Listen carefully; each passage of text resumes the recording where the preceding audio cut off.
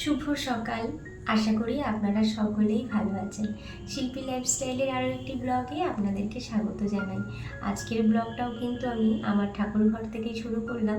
এর আগেও অনেকগুলো ব্লগ আমি ঠাকুরঘর থেকেই শুরু করেছি। আসলে এখান থেকে ব্লগ শুরু করতে আমার বেশ ভালো লাগে, সেই কারণেই বারবার এখান থেকেই ব্লগটা শুরু করি। যাই হোক, আমার পুজো দেওয়া কমপ্লিট হয়ে গেছে। এখন প্রসাদটা তুলছি। তো ভাবলাম এই প্রসাদটা তুলতে তুলতে এখান থেকেই ব্লগটা শুরু করি। আজকে তো সোমবার, আজকে ঠাকুরকে পুজো দিয়েছি এই যে এই মিষ্টি ভোগ দিয়ে। তো এখন সেগুলোই তুলে নিচ্ছি। আর সোনাই তো বই পড়ছিল, বই পড়তে পড়তে আবার বললো ওর চা খেতে ইচ্ছা করছে, তো নিজের চা নিজে বানিয়ে নিয়েছে। আমার সকালে একবার চা খাওয়া হয়ে গেছে দিদির সাথে। তা সোনাই বললো, আমি বানাচ্ছি যখন তোমার জন্য একটু বানিয়ে রাখছি, তুমি পুজো দিয়ে এসে তারপরে চা খেও। তো এখন গিয়ে সোনাইয়ের বানানো, মানে সোনাইয়ের হাতে বানানো চা এখন খাবো। বেশ ভালো হয় জানেন তো, সোনাই বেশ সুন্দর চা করতে পারে, ভালোই পারে, মানে চা শুধু না আরও অনেক কিছুই পারে। টুকটাক যেগুলো মানে ও করে খেতে পারবে সেরকম জিনিস ও করে নিতে পারে, তাতে আমার সুবিধাই হয়। মাঝে মধ্যে আমি যদি নাও করতে পারি, ও নিজেরটা নিজে করে খেয়ে নিতে পারে।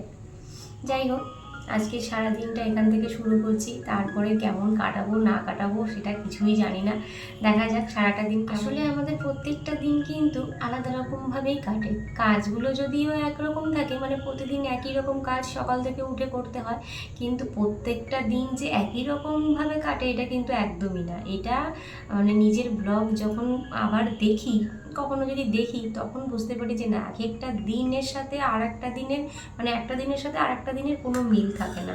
কাজগুলো একই রকম থাকে কিন্তু একটু 19-20 থাকেই। চলুন তাহলে, যাই হোক, সকালটা শুরু করেছি এখন থেকে। তো কাজগুলো আস্তে আস্তে করতে থাকি, আর সারাটা দিন কী করি না করি একটু একটু করে আপনাদের সাথে শেয়ার করার চেষ্টা করব। পুজোটা শেষ করে চলে এসেছি ঘরে। এসেই তো দেখি সোনাই কিচ্ছু গোছায়নি, এই যে কম্বল টম্বল সব উল্টোপাল্টা করে রেখে গেছে। এখন এইগুলোকেই ঠিকঠাক করব, তারপরে যাব রান্নাঘরে। মানে এই ঘরদোর গোছানোটাও তো একটা বিশাল বড় কাজ। ঘরদোরকে গুছিয়ে রাখা, সব কিছু, মানে জিনিস কিনতে তো আমাদের সবারই ভালো লাগে, তাই না? আমরা কত কিছু কিনি, কিন্তু সেগুলোকে সাজিয়ে গুছিয়ে ঠিকঠাক করে রাখতে কিন্তু প্রচুর সময় লাগে আর প্রচুর খাটনি হয়। তবু সেটা তো করতেই হবে। যদিও মাঝে মধ্যে সোনাই করে, ঠিকঠাক করেই রেখে যায়। আজকে আর দেখছি ঠিকঠাক কিছুই করেনি। এগুলো সব এখন আমাকে করতে হচ্ছে। এখন এগুলো করব, এগুলো কমপ্লিট করে তারপরে যাব নিচে গিয়ে, তারপরে ভাত বসাবো, বা সকালে দেখি ও কি খায় সেটাই রান্না করব। আর সোমবার হলে তো নিরামিষ, সোমবার নিরামিষ বলে বুঝতে পারি না কি রান্না করব। যদিও যখন বাপের বাড়ি যাই তখন তো মা পনির দিয়ে দেয়, মা কত কিছু দিয়ে দেয়, তখন আর অসুবিধা হয় না।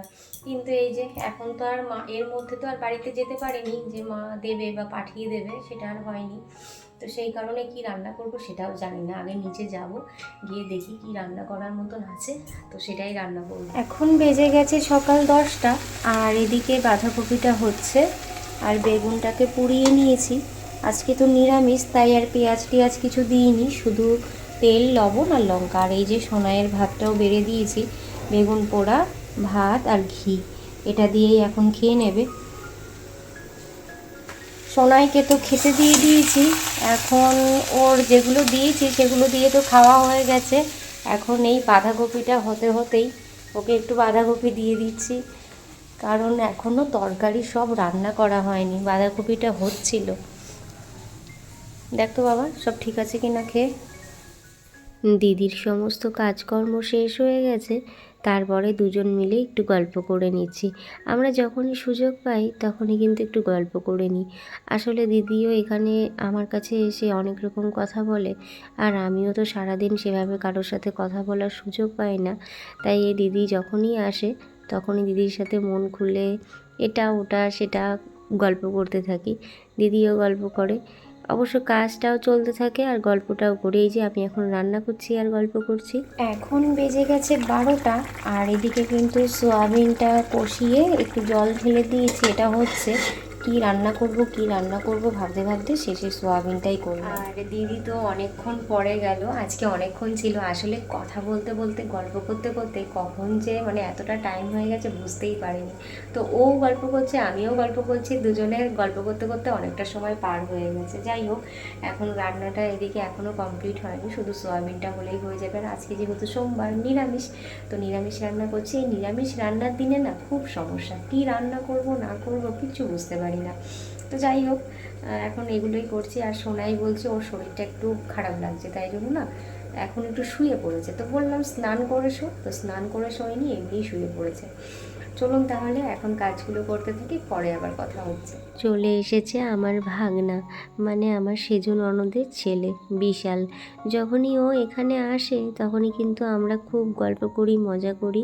আসলে আমি যে ওর মামি সেটা মনেই হয় না, আমরা খুব বন্ধুত্বের মতন করেই মিশি সবার সাথে, মানে ভাগনা ভাগ্নিদের সাথে একটা খুব মিষ্টি মধুর সম্পর্ক আমার।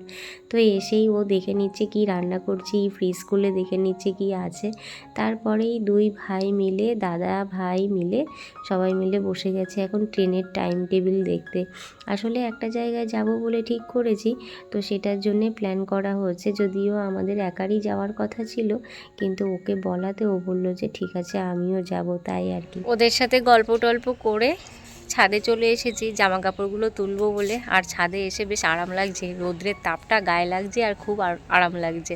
শীতকালে রোদ্রের তাপ ভীষণ ভালো লাগে। আর একটা জায়গায় যাওয়ার মানে প্ল্যান হচ্ছে, তো অনেক দিন আগে থেকে আমি প্ল্যানটা করে রেখেছি। তো ওদেরকে বলাতে তো বললো যে ওরাও যাবে, তো ও গেলে আমার ভালোই হবে। মানে একা একা যাওয়ার থেকে সবাই মিলে গেলে না বেশি মজা হয়, তাই জন্য সবাই একসাথে যাব সেটাই আলোচনা করছিলাম।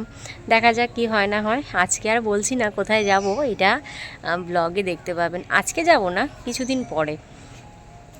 আর আজকে যাব বিকেলবেলা আর একটা জায়গায় যাওয়ার কথা আছে, সেটা একজনকে দেখতে যাওয়ার কথা আছে, একটা ভাইকে।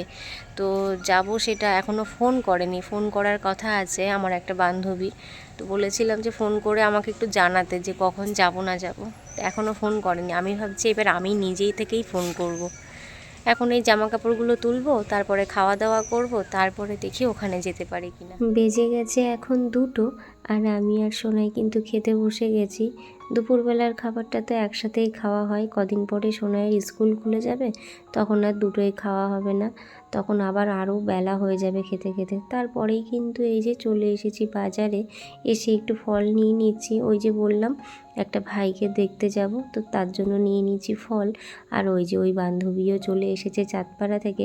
এখন আমরা দুজন মিলেই কিন্তু চলে এসেছি একসাথে নার্সিংহোমে। এটা হলো গোবরডাঙ্গার ইডেন নার্সিংহোম।